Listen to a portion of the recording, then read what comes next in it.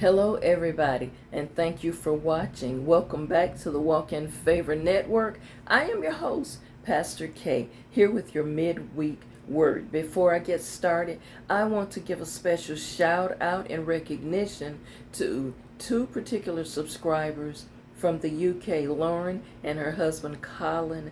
Thank you all for sending me this beanie, the Manchester United team. Thank you again. See, y'all? This channel is global.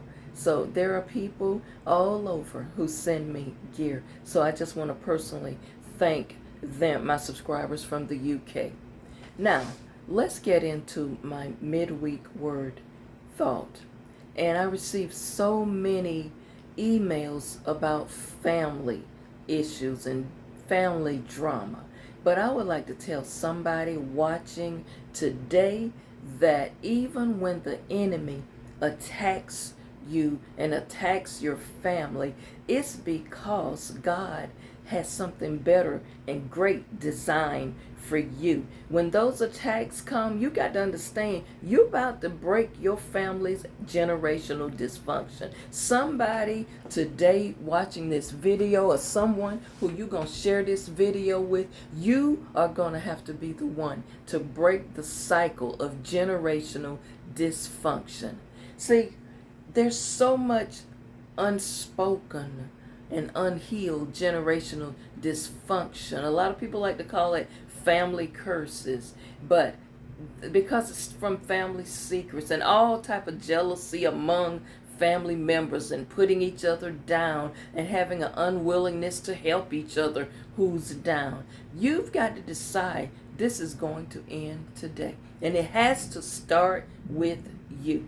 You have to be the one to make the decision to say, you know what, family chaos, family dysfunction, it's going to have to start, and it's going to have to start even if it starts with me. So make a decision to do that. God is about to turn some family situations around. All of that mess and garbage and drama and jealousy and this one don't like that one, and all of these different families having separate, events. And if it's a family, then why everybody can't come? We've got to stop it, and you got to decide you will break that cycle. You have to be willing to say, I'm not going to participate in any chaos anymore. I'm going to pray that God heals this family and bring this family together. Unite us. I'm going to be the one to start praying that. And it's got to start with you. In the book of Job, it says, you shall decree or declare a thing that you want done, and it will happen. You've got to make a declaration over your family. You've got to decree that this generational drama and chaos will stop. You've got to declare it. You've got to mean it deep down in your soul, and you've got to be a willing participant. You cannot be part of the chaos. You've got to be part of the solution. Don't be part of the problem anymore. It will happen for you. Decree a thing and it shall be done. Family curses can be broken. Someone in the family got to jump start it and set it off. See, it got some things that have gone back from generations, sometimes 10 generations ago. You've got to decide that it will cease and desist. You've got to command the devil to take his hands off of your family. I'm not just talking about off of your family that's in your house, not your husband or your wife or your children and your grandchildren. You've got to demand the devil to take his hands off of your family, your siblings, your nieces, your nephews, your aunts, your uncles. You've got to demand that to go. It's a shame. It's families that don't even speak from one year to the next. The only time they even see each other and interact is at a funeral repast. That ought not to be. You got some brothers and sisters that don't speak to each other from one year to the next. Don't pick up the phone to call. Don't text each other. Hey, bro. Hey, sis. How you doing? That's not love. And then when you have the ones that are, say, for example, you're the one always reaching out. You're the one always calling your sibling. The phone works both ways. There comes a time when you've got to decide, I'm not going to be doing all of the reaching out. Because again, you're human and you have feelings also. And if that person don't think enough of you to return a phone call or to respond to a text message, put them and leave them in the hands of the Lord. You got aunts and uncles that you don't even call to check on. It's nieces and nephews out there have elderly aunts and uncles that they don't check on from one year to the next. That should not be. I know some of this may be triggering for some of you, but y'all, it's true.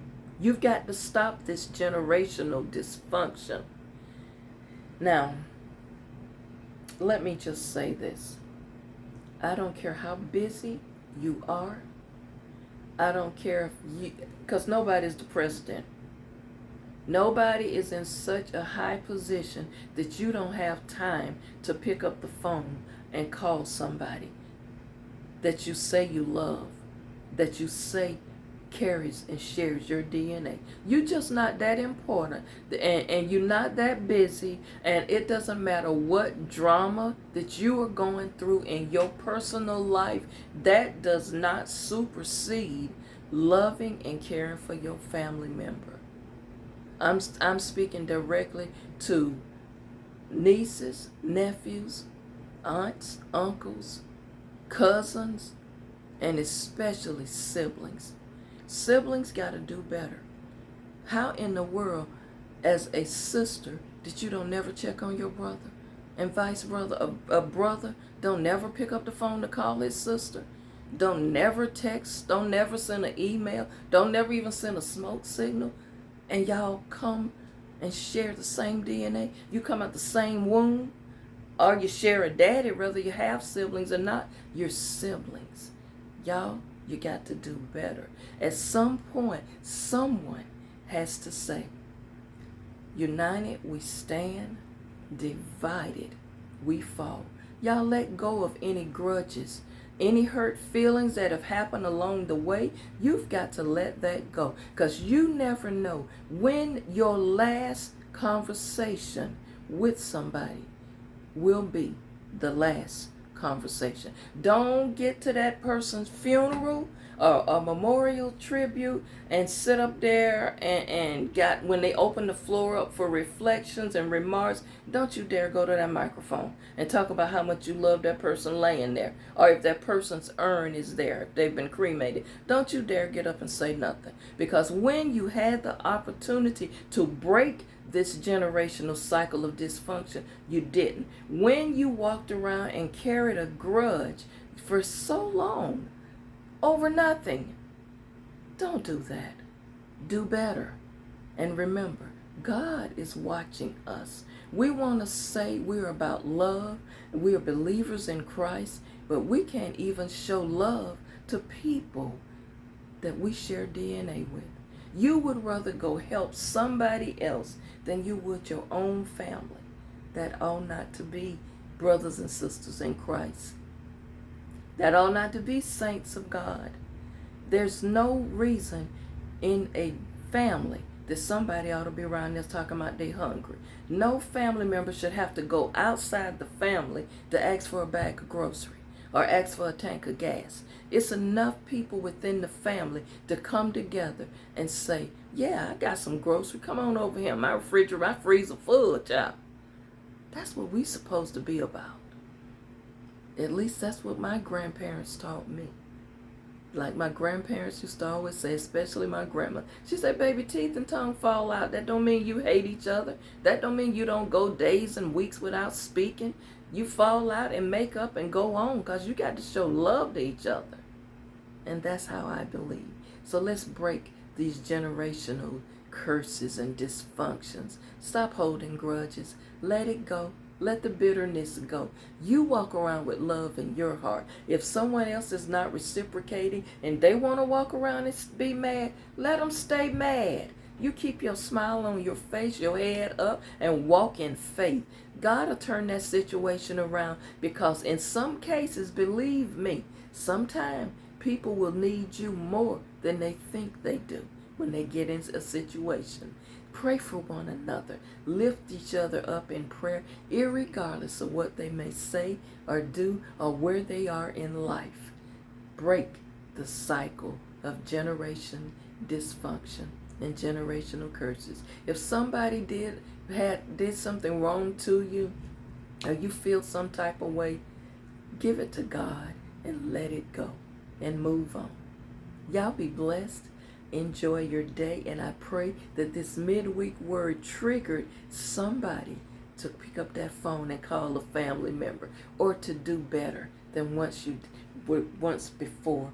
And if nothing else, get down on your knees and pray and ask for forgiveness if you have played a part in hurting someone or saying something that may have wounded somebody, so that your conscience would be clear. If someone can't forgive you and can't, stop talking bad about you, that's on them, but it's not on you. Y'all be blessed. Don't forget, share the video with 7 people in your phone contacts. Like the video, comment if you like. Send me some emails. Subscribe, follow me, and hit the notification bells. Y'all be blessed. And again, I want to thank Colin and Lauren in the UK for this beanie. Manchester United hockey team.